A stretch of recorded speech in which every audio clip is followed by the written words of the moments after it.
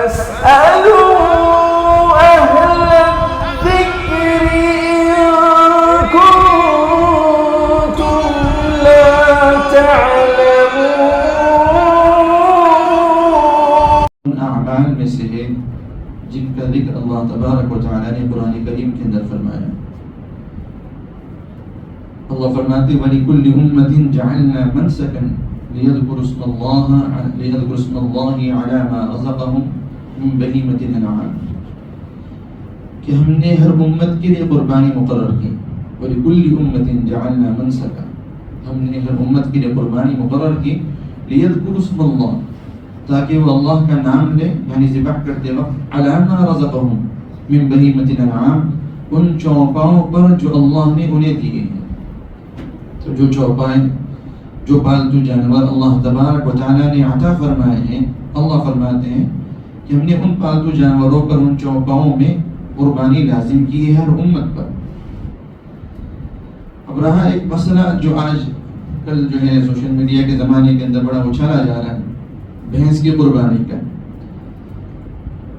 تو بھینس کی قربانی بالاجماع جائز ہے. پچھلے چند دنوں میں چند لوگ جو مشہور ہونا چاہتے ہیں وہ اختلافی مسائل جو اچھالتے ہیں حالانکہ اس پر امت کا اجماع ہے. حضرت امام احمد بن حنبل رحمۃ اللہ علیہ سے مروی ہے کہ ہم اس سلسلے میں کسی کے اختلاف کے کسی کے مخالفت کے ہمیں پتہ ہی نہیں ہے کہ کسی نے اس کی مخالفت کی. حضرت علی رضی اللہ عنہ کا قول ملتا ہے کہ الجاموس تجزئ عن 7 فی الاضحیہ کہ بھینس جو ہے وہ قربانی کے اندر 7 لوگوں کی طرف سے کافی ہوتی ہے. بھینس قربانی کے اندر 7 لوگوں کی طرف سے کافی ہوتی ہے. ایسے حسن بصری رحمۃ اللہ علیہ سے مروی ہے مصنف ابن ابی شیبہ کے اندر کئی تابعین کی روایات مصنف ابن ابی شیبہ کے اندر ذکر کی گئی کہ الجوامیس فی حکم البقرہ کہ جو بھینسیں ہوتی ہیں وہ گایوں کے حکم میں ہوتی ہیں اور بھینس بھی ایک پالتو جانور ہے. اللہ تبارک و تعالیٰ نے اس آیت میں پالتو جانوروں کی قربانی کا تذکرہ کیا کہ وَلِكُلِّ أُمَّةٍ جَعَلْنَا مَنْسَكًا لِيَذْكُرُوا اسْمَ اللَّهِ عَلَى مَا رَزَقَهُم مِّن بَهِيمَةِ الْأَنْعَامِ. اس آیت میں اللہ تبارک و تعالیٰ نے ذکر کیا کہ قربانی کن جانوروں پر لازم ہے جو پالتو ہیں جو پالتو جانور اللہ نے دیے ہیں جو چوپائے اللہ نے عطا فرمائے ان جانوروں میں قربانی لازم ہے. تو اس میں سے بھینس بھی آ گئی. اب کچھ لوگ بولتے ہیں کہ قرآن میں یا حدیث میں بھینس کا تذکرہ نہیں ہے. قرآن میں یا حدیث میں بھینس کا تذکرہ نہیں اس لیے اس کی قربانی درست نہیں.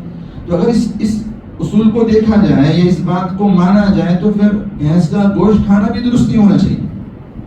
پھر بھینس کا دودھ پینا بھی درست نہیں ہونا چاہیے کیونکہ اس کا تو تذکرہ نہ قرآن میں ہے نہ حدیث میں ہے. ہاں صحابہ کے اقوال میں دیکھیں گے تو مل جائے گا. جیسے حضرت علی رضی اللہ عنہ کا قول ملتا ہے کہ بھینس کی قربانی جائز ہے 7 لوگوں کی طرف سے کافی ہے.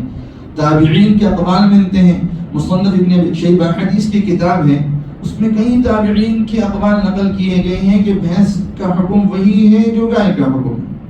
جیسے گائے کی قربانی درست ہے ایسے بھینس کی قربانی بھی درست ہے. حتیٰ کہ امام احمد بن حنبل رحمۃ اللہ علیہ سے منقول ہے کہ ہم اس سلسلے میں کسی کی مخالفت جانتے ہی نہیں. اس کے خلاف کسی کا قول ہمیں پتہ ہی نہیں ہے.